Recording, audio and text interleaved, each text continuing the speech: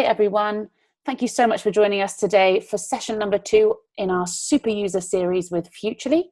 Today we are focusing on how you can deliver successful business advisory services, and we are spotlighting on Farnell Clark, and we have Patrick Levy with us today, talking to us about their experiences and how they have been delivering successful business advisory for their clients throughout this pandemic and beyond as well. And so we have Sam Skay from Futurely and Steve Brigginshaw from Clarity and myself, and we will be talking to you this afternoon about what Farnell Clark has been doing so brilliantly and how we can all learn from it.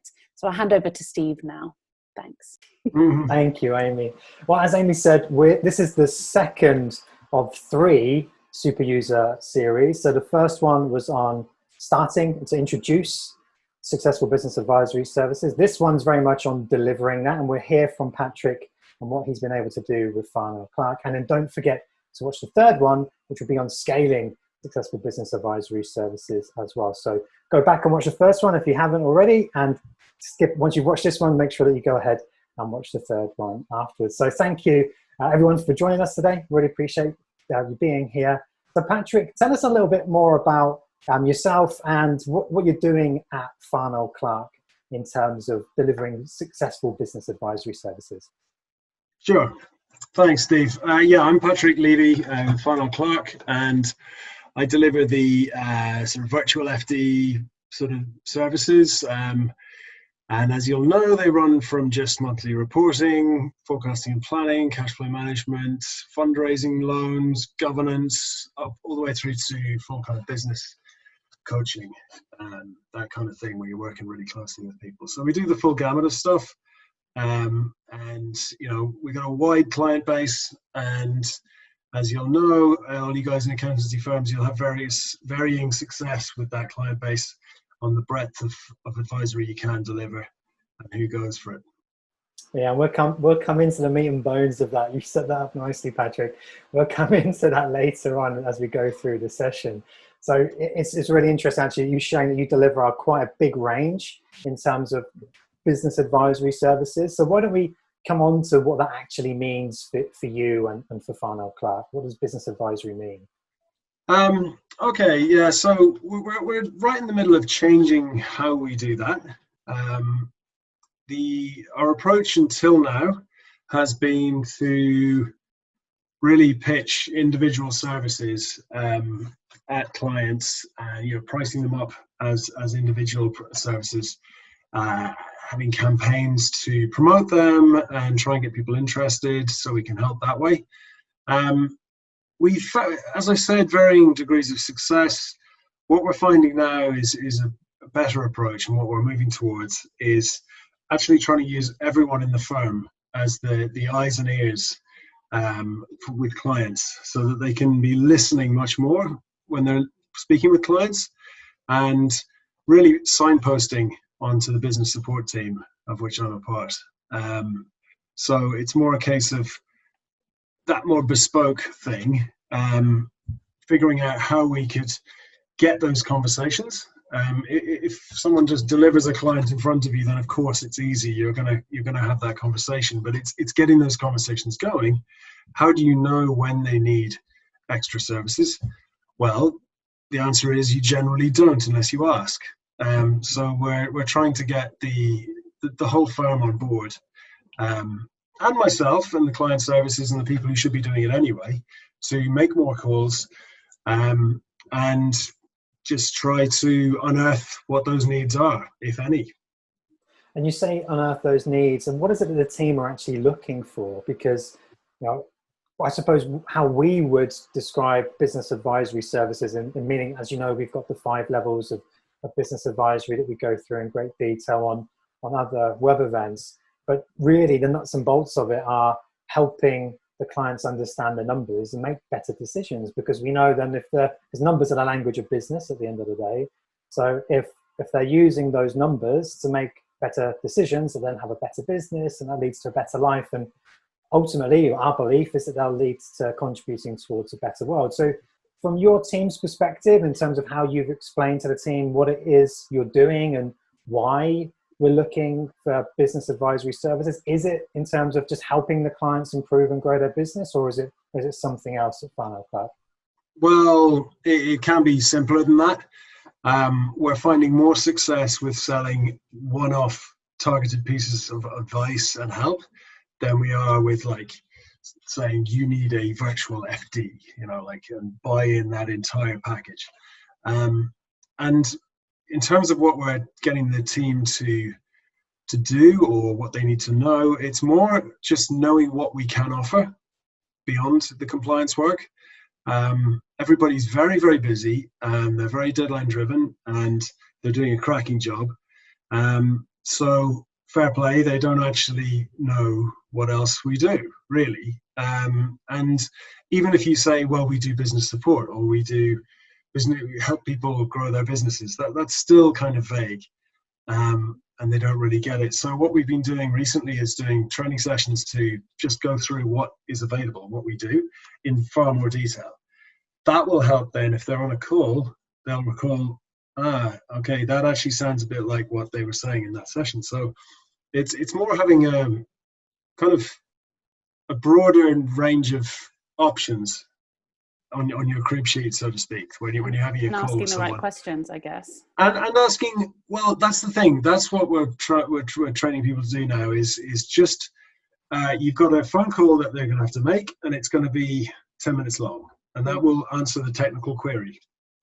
What we're now trying to say is if you could just stick 5 or 10 minutes on the end of that and ask open-ended questions, then you're far more likely for the client to open up a little bit more and just say, well, yeah, such and such has been a nightmare, with the whole lockdown and whatever, and such and such and such. And it could just be a throwaway comment. They just scribble down a note, send it on to myself, and then we'll be in touch and then go deeper in. So it's about involving the whole team, but not asking them to actually deliver any services, essentially, because for a lot of people that's just one step too far. You look at your job description and it says you are to do the bookkeeping and you're to do it very well. Well, that's your job description. You're not supposed to be delivering advisory. So all we're saying is that people just have a few more touch points with clients, make good notes and pass them on. It's actually very, very simple. And in answer to your question about what they will be signposting, I think in the past we may have overcomplicated things and thought that there is the compliance work and then there's this huge leap to a large project that needs to take place, or hiring somebody to meet every month to go through the numbers and whatever. But there's actually a whole layer beneath that, which is just getting people much better at using Xero, for example. So we're 100% Xero firm. So we're going to be focusing a lot more on the skills aspect from business owners' perspective, just making sure they're up to speed on the basics and making sure that comes through in every contact with us and training courses and all that kind of thing. Because if you don't have good data, you can't provide these services, not very well anyway, because you'll end up tripping over yourself and recommending stuff that's based on dodgy figures. So we've recently been, as well as that thing of telling the team what we do and then helping them to hold those conversations, that's what we're going to be doing now. We're also doing data reviews essentially of clients, and Clarity is really helping with that, because with the portfolio view you can just go through and see who's doing, how people are doing, rate them with just the size of the business maybe, or it could be whether they're struggling for cash. But before we even get to that point, we're going through and saying, okay, of this list, these are the people I would call right now if I was going to. We're going to go in and check the data, make sure it's up to scratch, go back to the team, talk to them. Are they doing their own bookkeeping at their business, or are we doing it for them? And just answer those questions first. It slows the thing down, but it puts you on a better footing. No, it sounds fantastic. And it's a really good point, actually, that you mentioned that just having conversations with clients, it isn't all about business advisory or whatever that means to everybody. We have a view here. I'm sure some people share what we're saying, or they might have their own definition. but it's actually having better relationships with the clients and then helping them with other areas. So like you say, it could just simply be helping them with their bookkeeping. So whether that's training or whether that's doing it for them themselves or financial health checks, Yeah. or then, and it may be conversations come out with us, actually, well, why don't we do budget versus actual? And you start on that process. Or even way before that, like you're too advanced already. Like it could just be that in the conversation, a report keeps getting mentioned, and it's very basic. It just age receivables or something. Yeah. You keep saying, well, if you check that, no, if you check that, no idea what we're talking about. And if you just say, well, why don't I show you, and then just make sure that they know where to find that kind of stuff, because it's all right for us. We do it every day, and it's what we do for a living. So if you're paid to do something, you get good at it, right? If for someone else who just finds this all a bit, don't want to deal with it. Yeah. It's hard enough to bring up an accountant because you think, oh God, I'm dealing with an expert. They're going to give me a hard time. Yeah. So it's more just sort of thinking, realizing what people don't know, and just the breadth of that, which is absolutely fine because why would they? And just trying to be helpful with it. No, I think that's brilliant. And the other thing is, if you're saying have more conversations with clients, most of the people I've talked to about it say, I haven't got time. And if you go wind that back, they're basically saying, what you're asking me to do has no point to it. It's a waste of time. Because why would I just sort of talk about the weather when I've got to crack on with, like a million other things? Mm-hmm. So it's getting that point across, that pointless bit at the end, the 10-minute of how's it going sort of conversation can lead to all sorts of ways to help people. They're not quite aware of that yet. So we're getting there. But it's teaching empathy, isn't it? I think in a way it's getting the team to stand in the shoes of the clients and saying, well, which they might not realize is that the clients find, as you said, speaking to the accountant, it's a little bit scary, or they feel intimidated because they don't know the language or the jargon or whatever it would be. Yeah, totally. And for a lot of our guys, a lot of the people we have working with us, they actually have these conversations all the time. So it's a mixed bag. Some of it's like, yeah, you really have to make an effort. A lot of times it's like, oh, well, actually, I'm doing that already. Mm-hmm. So we're just saying, just extend that conversation a little bit further, open-ended questions, and just have faith that it's not a waste of time. But, it's tough because these guys have got some pretty heavy deadlines every month and a high volume. So it's not easy. And it's interesting that you're talking about separating. You're in the business support team, as you mentioned, and that's probably what we would call actually business advisory, business support services internally. That's what we would. Especially these days with COVID going on. Oh my God. Yeah. We're like the fifth emergency service, or whatever you call it. Yeah. Because people they're down on one knee, if it was a boxing analogy, and really blowing. So it's difficult. It's really tricky out there. And the more we do speak to people, and you get past the initial sort of, oh yeah, I'm fine, struggling through, and you peel back the layers, it's like, wow, it's terrifying. So it is business support, it really is. Advisory sounds more like being talked at, being talked down to, being told by some clever person that, this is how you should be doing it, you idiot. Lecturing you a little bit. Yeah, exactly. So we want to get away from that, and it's just like, this is stuff that you need anyway, and we're going to provide. And so, beyond marketing and telling people you can do it, this is how we think is the best way to get the word out there. Yeah, it's fantastic. Brilliant. And I suppose what's happened over the last 12 months, if we put COVID to one side just for the moment, or maybe if we go back to before COVID, what do you think were the biggest challenges and successes probably over the last 12 months?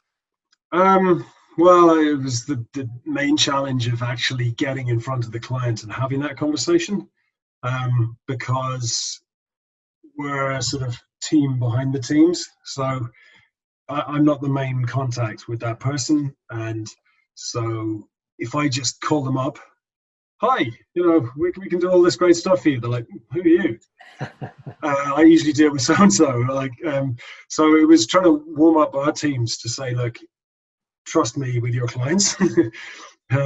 And yeah, just being able to pitch that service to a client.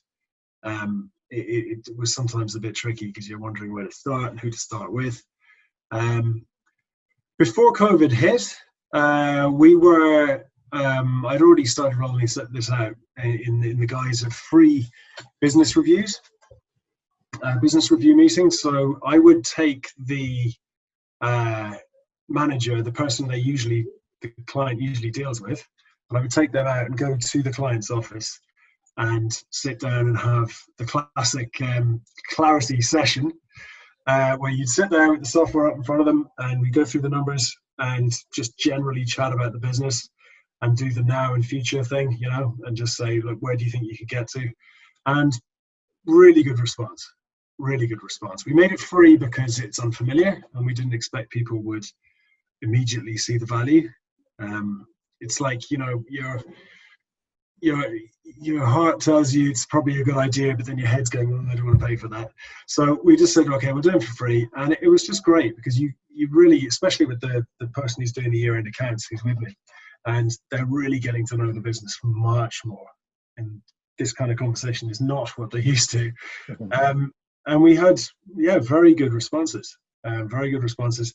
It was great to be able to show them that game and just say, listen, with fairly small changes. Well, actually, in some cases, I'd start with small changes, and they're like, no, wait, we can do way better than that. They start getting really ambitious. And you have to kind of rein them in a bit and go, listen, these are going to produce targets, which we'll hold you to. But even that, so offering something which is clearly going to be helpful, and also it was a real no strings attached. Where I said, we'll provide an action plan to you, and you can go off and do it yourself. Like, we can help you with that, obviously, but we're not going to push it. But even with that, so you're giving away a lot there. Even then, there was a lot of people who just wouldn't respond, and it's like, I don't know why they wouldn't respond. So what I did find, one of the kind of insights here was that the people who did respond and the people who really did go through with it, we had the meetings and they responded very well, I'd met before. So it was people who I had some kind of, we did a cash flow focused live event in February in Norwich. So, because we're based up in Norwich, so it was a local thing. And we did it in a pub and had food and drinks, and I was up there blathering on about cash flow and general tips for businesses about how to do things better. And the people who came to that absolutely loved it, and lo and behold, they were the people who tended to go with the new product that we launched. So it really is that people go with who they know. That sort of any kind of layer of trust. So any way you can warm people up before pitching kind of service it's going to help in a big way. And I mean, that's great advice, and that just goes to prove that people buy from people. It's a bit of an old cliche, but it's so true. Because you have to know, like, and trust them before you actually take action. So that is so true. And great advice. Something else, I know that we were speaking about this previously. You mentioned in terms of that there was a sort of a difference, two camps effectively in the client base, was where the one was more of a lifestyle type of business and they're not really interested in improving or growing their business whatsoever. And then you had those others that were actually, well, we've got a little bit more ambition. We either want to grow and or improve the business. Can you talk a little bit in terms of how you were able to identify them and what you did as a result? Well, that's the good question. Like, how do you identify people like that? It's not you can't just do it on the size of the business. It's a mentality thing, and you can't just segment your client base unless you know that that's what they're like. Then you just don't know. So it's trial and error, unfortunately. I suppose you could tell by if you come out with pitching all this kind of growth stuff and they don't go for it, then, well, that might tell you something. But not always. There's plenty of people not responding who really, really are ambitious. We deal with a lot of family-owned businesses, and again, even if you can't just say it's a family business, so they're just being fairly lethargic about it. Not at all. There's ones that really want to build it into a thing that will survive them. But it's a challenge, basically. You often find out too late. You're having a massive conversation and you're thinking, oh, this is really great stuff. But then you just realize that it's just a source of income, and they don't really want to make any processes that will go in place that will mean that it can be scaled up or grown. But saying that, you can tell pretty quickly as soon as you start a proper conversation, because you just mention anything about ambitions and growth, and it'll quickly come on to what they would like to do. Yeah. And that's quite often some fairly lofty ambitions. They say, oh, I want to sell the business in 10 years to be worth at least 10, 15 million, and I want to be able to have a succession plan that's fairly seamless. And you just think, okay, right, you're the kind of people we need to be working with. So it's fairly obvious once you get to it, but just looking through your client base as a list. Well, shows the importance of having those open-ended kind of conversations, isn't it? It does, really understanding what the client wants, where they're planning on going, and from there you can open up so many different doors and really know where they're planning on what they're achieving, really. That's it. So that's the key to unlocking it, is how do you start those conversations? Yes, you can just cold call. Can come across as a bit weird to start with, but once you get going, that's probably the way to go. We're toying with the idea of having a sort of regular call system which people have to adhere to, but before that, it's just a case of trying to get the team involved. Perfect. No, that sounds ideal, and a really good answer. Thank you, Patrick. Appreciate you sharing that. So I suppose before you got involved with Futurely and Clarity, how were Funnel Clark working on this? Because we've talked about what you've been doing over the last 12 months or so. What happened prior to that? Well, there wasn't a advisory section of the business per se. They were already using Futurely for a few clients that would need forecasting. So when I was brought on, it was to really be the kind of Futurely main user, learn it inside out and expand its use. So I did that. So really, there wasn't much going on before that. I mean, advisory is helping. It's the same thing. We've been doing that for years and years before I arrived. So I'm not trying to say I turned up and invented it. Far from it. But so before that, we were being very helpful accountants, and part of our services, because it's flat fees. We're a cloud-only business firm. So with all that, you do have to bring up people up to speed. You do have to advise. We're generally on the end of the phone because it's flat fees. It's not like they call up and think, I'm going to get charged for this phone call. It's easier under those circumstances just to call up and get so the advice has been flowing for years.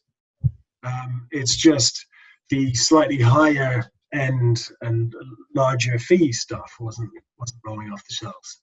And I suppose it was still relatively slow. When I turned up, we had a few bigger clients who were making noises about they're probably going to leave because they want something a bit more.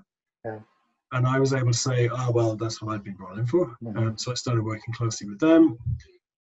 But yeah, it wasn't a huge focus before. Do you think some of those... Oh, sorry, Amy. No, go ahead. I was going to say, do you think some of those clients who were thinking of leaving because they wanted more, do you think some of those may not have appreciated or that they were getting kind of business advisory, in loose and umbrella term as part of your flat fees? I think the question I guess I'm really asking is, I think some clients aren't able to differentiate between and see the value of the amount of advisory some of their account managers are giving them anyway. It's definitely possible that some people don't even know that they're getting more than they would from like a real bargain bucket. Because of that whole problem with compliance being seen as a commodity and whatever. Yeah. The examples I have in mind, though, no, they would have been through that stage, and they were getting to the point where they were really hitting the growth stage, and they were going up they wanted to get up to like 1.5 million, and we've now taken up past 2 million revenue. And they really needed someone to come in and own the process and the monthly reporting and the planning and that kind of stuff. So that's where I came in. And Futurely was a huge part of being able to deliver that, because it's such a aesthetically pleasing product, to be able to show people their data, and because it's the, out of all the products that do what Futurely does, it's the more complicated one. So that's meant that it's actually been harder to get the rest of the team to use it for that reason. But those that do, you can do literally anything with it. Any metric you can cross with anything else, non-financial, whatever, and the formulas that you can put in there.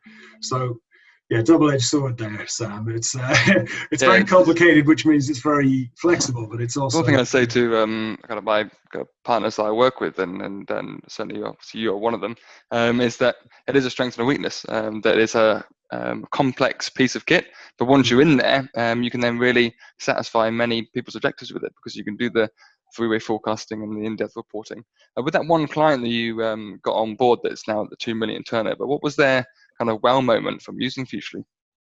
I think I remember when I was pitching it to them, it was just the fact that you could monitor different data on the same graph. I think it was as simple as that, but it was the fact that I was suggesting bringing in HR data with their profit data, and also like website visits and that kind of stuff. So just seeing what non-financial stuff affects the bottom line. And they were like, oh wow. And because it looked good, and I told them it self-updates from zero. So they're an IT business, so they like the idea of it being less error prone. Because if you say, look, I've got the whole thing on a massive spreadsheet, and as soon as I go on holiday and someone else has to use it, it's going to break, and I don't know what will happen after that, then people are not so keen. So so yeah, I mean, there's a few of us using Futurely in the firm, to great success, but we have found that it is more for if somebody really needs planning and forecasting, that's where it'll come in. So it's for the bigger clients, or the more interested clients. Yeah, perfect. Sounds really good. And that's for me personally, that's one of there's many strengths within Futurely, but one of the biggest is that three-way forecasting. So you have the actual numbers from a P&L, a balance sheet, and a cash statement position. Having that calculated is, well, not only is it, we talked about CBILS previously before, Patrick, in terms of preparing for that. I know that you used Futurely successfully for that. So from that is a godsend, quickly calculating that information, but also just giving perspective. Oh, seriously. Well. Like straight after this call, I'm going to be doing exactly that with someone for a CBILS application. So they need the cash flow. And in fact, they just emailed me a cash flow saying, here it is. Turns out it was just a sales forecast. And so I'll be basically having to tell them, like, what we're going to do is we'll get to a cash flow, but we're going to start with your trading and your cash concerns on the balance sheet, and then it will spit out a cash flow at the end of it. So they're not usually familiar with that process. But yeah, it is really good to be able to do that and quickly just mock up what happened last year and just fire that forward, and then adjust for COVID, and then go forward from there. Yeah. And you hit the nail on the head. Cash flow follows operating profit.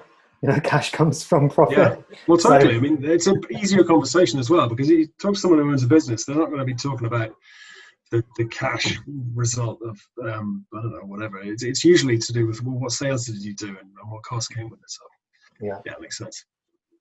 Cool.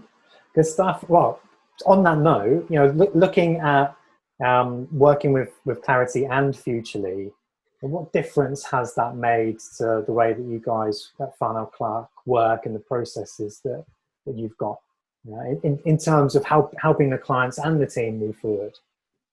The clients and the team. Well, the main thing has been the clear process that you can do from just focusing in on just a few numbers. I'm talking about Clarity here. So I was immediately attracted myself to the way it does narrow things down and making things simpler, because you have to. where you've got someone who's sitting there and they're already a bit nervous about talking to someone about the numbers and whether they're going to get them right or whatever. If you just say, I'll tell you what, let's just look at 7 of them. That's easier.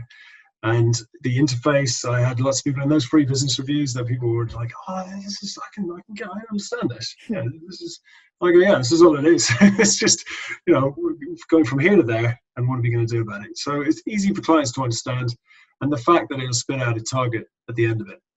And over the last few months, you and I, Steve, we've developed an easy way to connect that position into something you can use in Futurely. So going from a growth conversation about growing your business, setting some targets which are very general and broad, and then being able to map that into a 3-way forecast. So that's been actually a bit of a game changer, actually, because before then you're sort of guessing and it's a bit awkward. You get everything into Futurely, you set up your forecast, and if you need to alter your growth output that they're predicting, then you pretty much have to start again. So it's easier to actually just do all that outside of Futurely entirely, and that's where clarity comes in. And you settle on with an action plan. So it really is, you're putting your money where your mouth is. You settle on something that's going to be done and they think they can achieve, and then you put it into Futurely, and then it becomes more of a solid product at the end of it, something that can be handed over. Futurely as well, once you get there, it does allow you to have any KPI you want, which is great.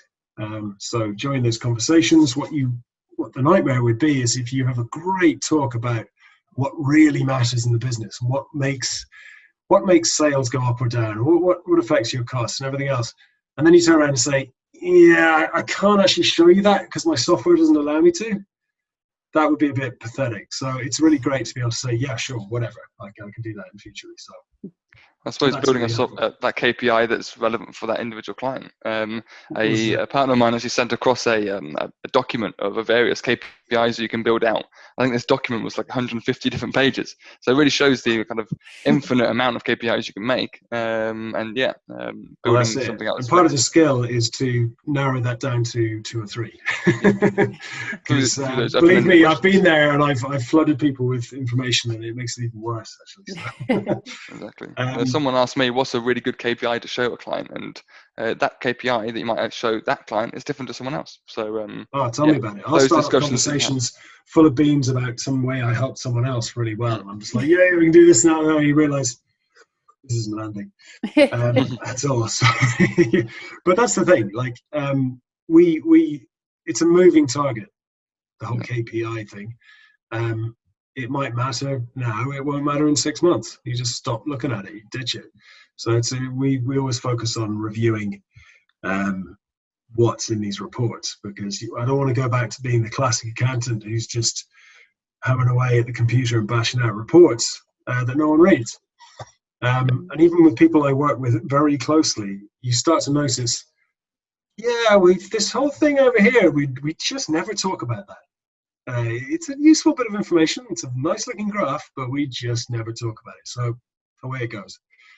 Keep it simple. That's the world is changing all the time, isn't it now? So those KPIs that you might have built out last month could be out of date in a couple of months. So through those conversations, it's just all about, like you're mentioning, changing it, adapting it, and making it relevant for that client all the time. And that's right. Thing, yeah. There's lost time on the accountants, lost time on the client. Oh yeah, no, lose. Yeah, totally. I've got someone who's had strong trading for the last 2 years, and they had staffed up for growth, so they were overstaffed really, but just about to really push it for the sales.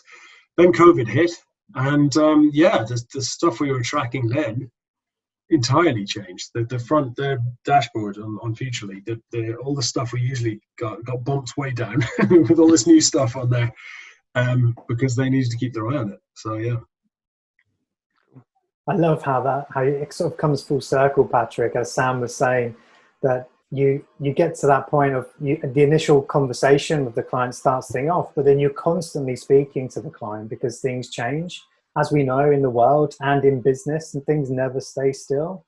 So it's constantly having those conversations and also, as you've mentioned, not just sending out information, although it's helpful and we think it's helpful, the likelihood is the client's probably not got time to look at it. And if they do, they may not understand it without going through a conversation with a lot of people in our teams, who are putting out monthly reports, they don't just think, they know that the client doesn't understand it. They know that because they hold monthly or quarterly meetings to review it, and the client is constantly asking them, so how does that work again? And it just doesn't stick. It's not in their natural interest. And if you're not interested in something, it's not gonna stick around. So it's just having, like you said earlier in the conversation, a little bit of empathy, and not kind of thinking, you're so thick, it's unbelievable, how could you not understand this? I've explained it 5 times. It's to go, well, if they were banging on about their business operations stuff, I might glaze over it and find it hard to retain it. So it's just, putting yourself in their shoes and realizing that this is my game. They don't like playing it, but they have to because it's a business, and business is all about numbers. So it's not a, from their perspective. Yeah, absolutely. We don't know what you don't know. And as you say, they're playing a different game. Their interest is winning customers and keeping customers. And then they rely on their accountant, I suppose, to be able to help them. But you need those conversations, absolutely. So tell us a little bit more, Patrick, in terms of the success that you've had achieved for clients using Clarity and Futurely. Yeah, well, before COVID, we had, as I mentioned earlier, our free business review meetings. And that was a good uptake, and there was hidden benefits in the sense that I brought along either seniors or managers from our firm who were the main point of contact. So it was like a kind of buddy system, you bring someone along, and then, because if I just sent them out to do it, it would probably be a disaster. And if I sent just myself, I did do a few on my own, but I could tell during the meeting, I was like, this is just not as good. I don't have the nitty gritty detail on their day to day, which the other person has. So that was a success in the sense that the people who did accompany me on those now have experience of those strange conversations that people have about business. So they were good. That was success. I would say pre-COVID as well, that cash flow event we did was very successful. That was in February. If you wind back to the June of last year, we did the same event in London. And that was roaring success as well. Really good, because it was as far as I can see, most accountant events are to other accountants. This was just literally us trying to teach, just blurting out really great info to business owners, and then giving them crib sheets and stuff to take away. So I think by the time both evenings were over, they could clearly see I wasn't selling anything. It was just, look, this is how you got to do it, otherwise you're going to go under. As soon as the crisis hit, we started to think, okay, right, as a lot of businesses are finding, it gives you a lot of space to think if you're suddenly off the grindstone a little bit. And we were like, well, what should they all have that we're not providing? And the first answer that came to mind was, well, every business should have some kind of target, something, even if it's not particularly their thing to be really pushing ahead, but they should have some kind of budget, some kind of plan. So we started doing, we still do, for every new client we have, we're just starting with new clients at the moment, every new client gets a free budget build, as we call it. And that's the process that I spoke about earlier, where we just start in Clarity, build up the position they want to get to, and we're just doing a 12-month thing because it's free. It's not like an all-encompassing product, but so just try and get those targets, and then flip that into a budget in Futurely. So because it's free, the one thing missing there is the action plan. We don't do that in that product. But it goes down really well because you've got someone who's just joined the firm. They're immediately speaking to the likes of me, and there's someone who's really taking an interest in their business, and they're thinking, right, okay, accountants do this stuff too. So that was a real win. So that they've been going well, and we need to roll them out even more. The other things that we've been had great success in are the bounce back and CBILS loans. Neither of them, you don't charge a commission because it's a government thing. The bounce backs, it's just conversations, encouragement, hand-holding, reassurance that, look, you don't be too scared of debt. This is very cheap debt for a start. But however, we're not just trying to make people take on these loans willy-nilly, because we know that they might have problems repaying it. Mm-hmm. So off the back of that, where during the conversation we would warn them many times, don't take this on if you really don't think you can repay it and all that kind of thing. But we got a lot of feedback from clients saying, oh my God, thank you, this is an absolute game changer. I was just a rabbit in the headlights. I was afraid I couldn't take this on. I just thought this is dangerous, whatever, but now it's actually going to save my business. So that was more with my colleague who's started working with us as a corporate finance director. He's really big into the funding and able to get people loans and whatever.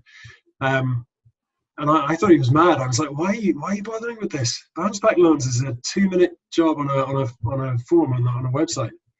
And he was like, no, it's not about that. It's about, again, having a good conversation with the client, reassuring them that us, a finance professional, is saying this is okay as long as you're careful, and it can be really helpful. On the flip side, the CBILS is a chargeable service. So we'll charge a one-off block fee to make that application. So a very compelling case, really persuading the bank that this is a business worth funding, because as everyone knows now, CBILS is not a handout. They needed to have wanted to fund you before COVID. Otherwise, they won't do it now. Mm-hmm. So it's making that case, and I work with Justin, the corporate finance director, I'm doing the forecasts. So again, as I'll be doing after this call, it's getting a cash flow out the back end of Futurely and providing that to the bank. So they've been really good. And because the bounce back loans were so popular, there's even more danger that there's a lot of people who may struggle because it's 12 months of no interest, no capital repayment. It's like, yay, free money, no pain. So we've launched a business bounce back success sort of package, whatever you want to call it, which is a one-off piece of work to make a plan that goes far enough to include those repayments and make sure that they're, they can justify the next 12 months ahead and get to that point intact and beyond. That sounds great. That obviously the added work that you're doing with those business bounce back loans should just really elevates your kind of status to your clients as a trusted advisor. Because like you were mentioning to your colleague, like, why are we doing this? But it's all about that conversation, that relationship that you're really building. CBILS obviously is a different kettle of fish, is a more in-depth application, but yeah, bounce back, offering that advice. Surely your clients were really thankful, and as you mentioned, they're really appreciative of the extra support you offer. Yeah, got a lot of good feedback, totally. That's what really surprised me in terms of this whole advisory thing or whatever. I always thought it was like you have to have a complicated problem that's going to be solved, it's going to be a project and everything else. But actually, especially in this crisis, it's turned out that where you can be really useful is just to be a shoulder to cry on. I mean, literally, my colleagues had people in floods of tears because he's just empathized with them, and they're finally just releasing all this anxiety about what's been going on. And yeah, so a lot of hand holding with people. Yeah, it was news to me. I thought, wow, really? Is that what we're doing these days? But it is. And people just reinforces that NHS for the business world, isn't it, really? Right. Yeah. And the interesting thing is clients, they won't forget that.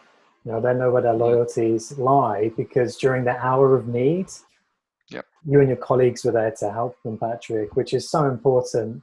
You hear horror stories about other accountants, but it's fun, just closing up shop. Luckily, most of the other accountants are closed. They're all furloughed, so they weren't actually open. So we were. So it's a lot easier to help people. Yeah, it's great that you've been there to do that, and as you say, empathize and build better relationships off the back of that. And once we've dealt with these COVID-19 effects, be able to continue to help them and monitoring their status in future as well. And keeping track of things in clarity. So that's fantastic, and I'm really pleased. I'm proud of you. It might sound a little bit weird, but you know, it's I mean, it all sounds very positive. I don't want to put too much gloss on it. It's not easy in the sense that we're doing this. I mean, my colleagues had a lot of conversations with people, but we're trying to come up with a structured way to do this with everybody, which is very much your kind of approach. Clarity is to try and get this done with all clients. But always it's the data integrity that stops us. Maybe it shouldn't. Maybe we should just crack on and just chat away. But maybe that's just an accountant thing. I'd rather be standing on solid ground data-wise before I start the conversation. Whereas my colleague will just go bowling in and be like, you know, have a cup of tea and tell me all your woes. So there's a lot to be learned from that, I'd say. Yeah, well, I personally have a view, you know, like a broken clock that's right twice a day. The figures in a set of accounts, you know, figures in a business are right once a year. You know, when the year-end accounts are done. So even if the client is abysmal with their bookkeeping and they don't do management adjustments and everything else, once the year-end accounts are done, even if they're done 9 months after the year-end, not a final clerk, I'm just saying, generally speaking, other accounting firms, if they leave it that late, they're still right at that point in time. So my perspective is that as accountants, you know, we like to get things right. We like to reconcile the bank to a penny, and we like to have things accurate because we're giving tax advice and it needs to be right. So we do have that in our nature and in our background, absolutely. But the interesting thing, and I think this comes back to what you said earlier as well, in terms of it isn't just about support services, it's about how else can we help you. So if you take a client through Futurely or Clarity and the data's not quite right, the ability, so example, as look at the 7 key numbers, and you say, well, we're looking at the last year end, which was 9 months ago, just bear with us, but we're going to use those figures because they're the ones that we know are correct. And you take them through the process and their minds pop, you know, their minds are blown on that basis, like, wow, this looks fantastic. And then you turn around to them and say, well, imagine how amazing it would be if we had up-to-date information and we could make decisions based on last month's or yesterday's information. How cool would that be?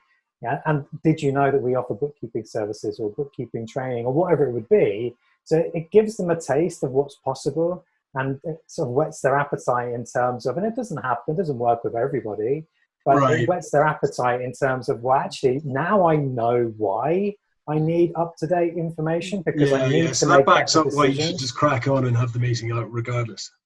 Yeah, I mean, that's my personal view, and not all clients will agree to that, but at least it gives them an understanding as to why you bang on about, not you necessarily, but why one would bang on about bookkeeping and having up-to-date management information and doing the management adjustments properly. Yeah, because actually before all this started, I mean, before I was even doing the business review meetings or whatever, so I suppose back in October last year or whatever, I thought best to start small and just try and push monthly reporting. So just trying to convince people that it's best to have figures that are up to date on a monthly basis. Yeah, I did. I find it very hard to sell something which I find so obvious, and yet they don't. Because it's like, how can you not see? It's very hard. That's one of the real challenges, is getting the value across with something that you find so painfully obvious. You have to wind back to when you imagine you didn't know. Exactly. And that's quite hard to do.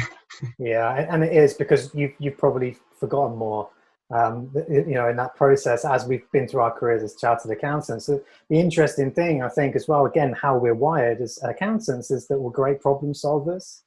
So what tends to happen is that we jump to the end of the problem over here, and the client's still over here saying, well, what's going on? And we're over here saying, well, actually, what you need is management accounts and budget to actual, and we can make better decisions. And they're like, whoa, wait a minute, what's going on? Paying for what? Right. So, and if we can take them on that journey with us visually, and that's what we're able to do by leveraging. Well, behind that is that's changing an approach from a management consultancy approach, which is where you say, I've had a look at it, and what you need is this. Now get on with it. Changing that to a business coaching approach, which is where you never say the answer. You tease it out, you get them to say it themselves. So I suppose that's the change of perspective. Yeah, I suppose it's a little bit of both, really. But what we're doing, the most important thing, as we said earlier, that clients don't necessarily understand the numbers. And that's if they have time to look at them. And most of the time they don't have time. So if we can show them something and take them on that journey to show them what's possible, then sort of the penny drops. And sometimes not immediately. As humans, we like to hear things over and over again. Repetition is important to us. So it's not always as simple as that. They don't understand them or they don't have time to look at them. A lot of these business owners, they're really working hard. So they don't have much time, but they are looking at numbers. It's just not necessarily getting the complete picture. So it's a case of saying, well, what are you looking at? What is the exactly? What are the dashboards you're looking at? And they say, well, it's this, that. It's I look at sales, and I look at a 3-month rolling average of some bizarre thing, and you're like, well, that's not very useful. Like that's almost misleading. And you need to see the whole thing. And if it's just as simple as explaining how P&L works, which sometimes it is, and just saying that, okay, it's an accountant's thing, but it's it's if you don't have that, if you can't read one of them, then you're off to a bad start. Yeah, I love the theme. It really does come back to that conversation and that relationship. Absolutely. So tell us, Patrick, a little bit more in terms of if what advice would you give other firms that were looking to deliver more of that relationship support services? So let's not call it advisory services, because really it's not. That's just a term that we're familiar with in the profession. But what advice would you give to firms that are yet to start delivering that support service journey? Well, if they're going to take our approach, which is to try and get everyone in the firm a bit involved, it's to think about who you've got in your firm and who's going to be more up for this kind of thing. Again, they're not delivering the service, they're just listening out. So it's just focusing on certain individuals and really putting the effort in with them, seeing if they can maybe showcase the thing and spread the word. Because unfortunately, there are going to be some people who just are not wired for speaking to anyone. They've come into bookkeeping because they actually don't like talking to people. They want to sit behind a computer, and they're bloody good at it. They get the numbers right, and they're fantastic, and thank God for them. But they're just not going to be particularly great at talking to clients. Like, they're literally phobic of it. So you just weed them out and just think, okay, I'm not going to push them too hard. So that'd be one. Just think about who you've got on your team. I mean, there's a lot of things to consider. What sort of expertise they have, the level of confidence, where they are in the firm's hierarchy. Are they expected to do it, or is this a new thing for them? Do you need to rewrite job descriptions and say, we ask you to answer the phone, but it's no longer a request, it's an order. Who should be in when the calls go? We have people just call into a number for our firm, and it goes around the whole firm, and whoever picks it up, and it gets redirected. So who's in that calling circle? Is it everyone? Is it just certain people? And what are the expectations? That kind of thing, because that's where, as soon as you pick up that phone, the first thing you say, the tone of your voice, you are the whole firm. You are the ambassador for the firm. So if that's not going well, so I mean, a bit of phone training is probably quite useful. It's our approach now is trying to sell a holistic approach. So kind of whatever you need kind of thing, we'll get it done. If it's not us, we'll refer on. So if you're getting people involved and listening more, they've also got to be able to speak with some confidence about those services. So you've got to educate the people who are answering the phones with what the firm can do beyond their role. So it's a lot about internal training, essentially, and just knowing where the boundary is. Don't push people too far. It's this kind of thing in many firms will just be a massive cultural shift. You never make cultural shifts instantly, if at all. So it's just a case of trying to say, right, what can I realistically get out of this? And so we're going in at the level of, we want you to speak to clients more, but they've been told that for years. We all are. We've all been, that's the part of the message at Final Clock. It's just good client relationships. So that's not changing. It's just saying, try and listen more, take notes and signpost. So that would be a tip, is to just to try and work with what you got at your firm, if you're going to take that approach. But also just think of business support as being from the most basic upwards. That's how you'll build the trust, is just helping them to add a theme to their invoice in Xero, because that's important. It's more important to them than you're sitting there going, "No, you must have accurate monthly figures." They're like, "Yeah, whatever. I can't even get an invoice out." So that kind of stuff. So yeah, that's the main kind of things to approach. Is just start simple and try and get people involved, but not pushing too hard. Like, yeah, playing to everyone's strengths and recognizing that everybody has different strengths, and then utilizing training where it is needed, regardless of whatever role that they're doing, I suppose, as well. Yeah. Okay. Yeah, that's it. Because I mean, you guys have been saying recently in webinars, like, well, perhaps it's just not going to work with some of the existing stuff, and you were looking at the business case for hiring people to come in and do the work. That's essentially what Final Clock did with me and with subsequent hires. And yeah, I think that's the way to do it. But you have to utilize the rest of the firm as well, a little bit. You know, they've got to be a pipeline, a funnel towards yourself. Otherwise, yes, I can segment the client base. Yes, I can call them up, but it's quite a long-winded process when actually those conversations are already taking place. Absolutely. Yeah. And it's a team. It's coming back to that team methodology. Everybody plays their part and contributes towards the goal of the whole team. So yeah, absolutely. Any final thoughts? Yeah, it's just saying that quite often, even when you're giving out freebies like we were doing, where you have a free session, one trap I fall into often is to not follow up with that, because I just think, okay, they got great value, I enjoyed it, we're off and rolling. You know, I can see I've proved the concept and all this kind of thing, and I'm done. Whereas I should be putting it in my diary and saying, I'll call them back in 6 months and say, we had that session.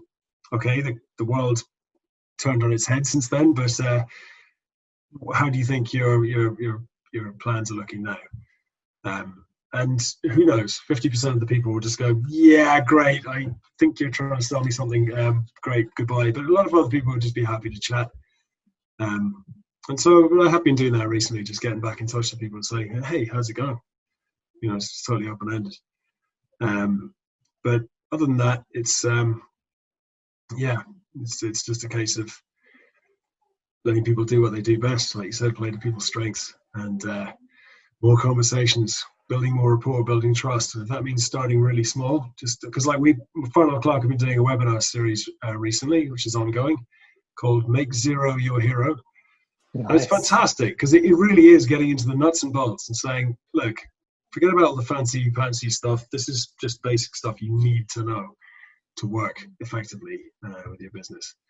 And you'd be surprised, a lot of people are still not doing them. We're all in the cloud world here, you know, the cloud apps and everything else. There's a whole world outside that where people don't even use cloud services. And they're just like, ooh, I don't even know what that is. And when you drag them in there, I'm bad at this, but a lot of us will just automatically assume, oh, well, they're in the new regime now. They know what they're doing. They don't. They've just sort of been dragged in the door. They can just about use Receipt Bank and then nothing else. So it's forgetting that there might be a whole other layer of advice required before you get up to the level of proper business growth services and making people more money. Yeah, well, a nice way to wrap up. Helping everybody make more money and achieve more time, get more time. I've literally pitched it like that before. Yeah. I've said to a client, they were like, so who are you? I've been put through to you. And I go, I'm the guy who makes businesses more money. Yeah, absolutely. Which is true. I mean, everyone I work with makes more money because it's not magic. It's just goals and progress and it's that whole accountability thing that you go on about, you know, like the power of accountability. If you have someone who's going to be hassling you every month, you're more likely to get on with it. Yeah, absolutely. Cool, brilliant. Thank you, Patrick. Really appreciate it. Thank you, Sam. Thank you, Amy. Amy, any closing thoughts? Just want to say thank you for sharing, Patrick. It's been really great to hear how you guys at Patrick Clark have been. Patrick Clark? Farnell Clark. I've named the company after you, after all your successes. Not sure they'll be too happy about that. Farnell Clark. But yeah, no, really appreciate you sharing. Yeah, no, thank you for your time. Not at all. No, it's a pleasure. We're just, our thing is we just want to help. And this conversation's about advisory, and it's tricky because people see it as a cost, not an investment, and so you're sitting there going, I really want to help. But of course it's going to cost you money, but it's supposed to make you money too. But getting that message across is a tricky one, isn't it? Wow, you can just show them in clarity, can't you? Well, yeah, exactly. If you can get in front of them with a laptop. You set me up. That wasn't even planned. You set me up. Set them up, knock them down. Thank you, Patrick.